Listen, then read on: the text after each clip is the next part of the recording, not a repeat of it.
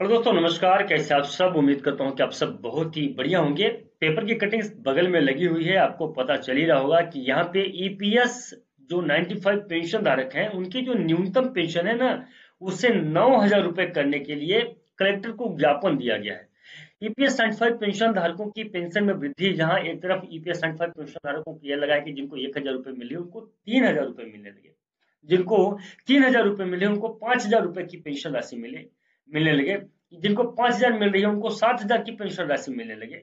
यहाँ पे जो तो 9,000 रुपए की बात रखी गई है, तो कहाँ तक ये बात सही है और कितनी इसमें सच्चाई है, और क्या 9,000 रुपए तक ईपीएस 95 पेंशन धारकों की पेंशन में वृद्धि होगी? इसी के ऊपर आइए थोड़ा जानते हैं कि ये पेपर कहाँ से आया है, क्या चीजें, क्या जानकारी है। तो ईपीएस में न्यूनतम पेंशन 9,000 रुपए करने के लिए कलेक्टर को ज्ञापन, ये जयपुर है। आरएसआरटीसी रिटायर्ड एम्प्लॉइज एसोसिएशन और राजस्थान पीएफ पेंशनर्स समन्वय समिति के संयुक्त नेतृत्व में कलेक्ट्रेट पर प्रदर्शन किया गया। एसोसिएशन के महासचिव हरगोविंद शर्मा ने बताया कि कलेक्टर जितेंद्र सोनी को प्रधानमंत्री के नाम ज्ञापन दिया गया है, जिसमें हर महीने ईपीएस पेंशन 9,000 रुपए करने की बात कही गई है। तो ईपीएस 95 पेंशन धारकों के पेंशन में वृद्धि को लेके ये ज्ञापन दिया गया है। और ईपीएस 95 पेंशन धारकों की पेंशन वृद्धि क्या 9,000 रुपए तक हो सकती है? इस प्रकार के ज्ञापन देने में मैंने आपको पहले बताया। और भी बहुत सारी संस्थाएं थी, जो संस्थाएं जुड़कर ईपीएस 95 पेंशन धारकों के पेंशन में वृद्धि करवाना चाहती थी। वो पेंशन में वृद्धि कोई 10,000 रुपए तक की बता रहा था कि 10,000 रुपए तक पेंशन की राशि मिलेगी, कोई 9,000 रुपए, कोई 5,000, कोई 7,000, कोई 7,500 रुपए। कोश्यारी समिति के हिसाब से ये हुआ था कि 5,000 रुपए प्लस मेडिकल सुविधा मिलेगी। लेकिन उसके बाद यहाँ पे यह जानकारी निकल के आई थी कि कमांडर अशोक राव जी राष्ट्रीय संघर्ष समिति के सदस्य हैं, उनके माध्यम से यह जानकारी निकल के आई थी कि नहीं, 7,500, उससे 1 रुपए भी कम नहीं, न्यूनतम पेंशन 7,500 प्लस मेडिकल सुविधा, महंगाई भत्ता मिलना चाहिए तमाम ईपीएस 95 पेंशन धारकों को।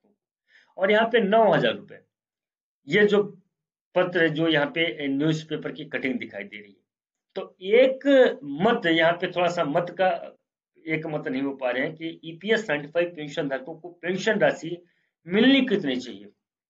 तो मेरे हिसाब से, जहां तक मैं समझ पा रहा हूँ, तो ये कन्फर्म कर लेना बहुत इंपॉर्टेंट होता है कि ईपीएस 95 पेंशन धारकों को कितनी पेंशन की राशि मिलनी चाहिए। और उसी के हिसाब से यहाँ पे अगर आप ज्ञापन दे रहे हैं, माननीय प्रधानमंत्री को दे रहे हैं, या कलेक्टर महोदय को दे रहे हैं, या अपने पास की एमपी को दे रहे हैं, एमएलए को दे रहे हैं, तो आप दीजिए, कोई इशू नहीं है। लेकिन कम से कम एक बार कंफर्म हो लीजिए कि कितने का आपको ज्ञापन देना है। 9,000 रुपए का ज्ञापन देना है, उससे कम का ज्ञापन देना है, उससे ज्यादा का ज्ञापन देना है, क्या सीन है क्या नहीं है, वो सारी चीजें आगे की जानकारी मैं आपको बता दूं कि यहाँ पे 9,000 रुपए करने सहित विभिन्न समस्याओं के समाधान की मांग की गई है। एसोसिएशन के प्रदेश अध्यक्ष आनंद चौधरी ने बताया कि जयपुर सहित 20 जिलों के कलेक्टर को ज्ञापन सौंपा गया है। अगर सरकार द्वारा ईपीएफ पेंशन में बढ़ोतरी नहीं की गई तो दिसंबर में दिल्ली में विशाल धरना दिया जाएगा। इस दौरान कार्यकारी अध्यक्ष सुरेंद्र मोहन सक्सेना, उप महासचिव शिवराज सिंह मौजूद रहे। ये तो अपडेट सामने निकल के आ रही है ईपीएस 95 पेंशन धारकों के पेंशन वृद्धि को लेके। बाकी जो भी अपडेट सामने निकल के आ रही है वो अपडेट यही है। और मेरा मानना है कि एक मत होके जितने भी एसोसिएशन है, या जितने भी समितियां हैं, जितने भी ईपीएस 95 पेंशन धारकों के लिए कार्य करने वाली संस्थाएं हैं, सबको एक मत होकर एक साथ यहाँ पे लेटर देना चाहिए और सरकार से ईपीएस 95 पेंशन धारकों की आवाज उठानी चाहिए, ताकि ईपीएस 95 पेंशन धारकों की आवाज वहां तक पहुंच जाए। अगर हमारी बात आपके समझ में आई हो तो अपना प्यार आशीर्वाद दीजिएगा, चैनल को सब्सक्राइब कीजिएगा। इसी प्रकार से ईपीएस 95 पेंशन धारकों से संबंधित जानकारी मिलेगी।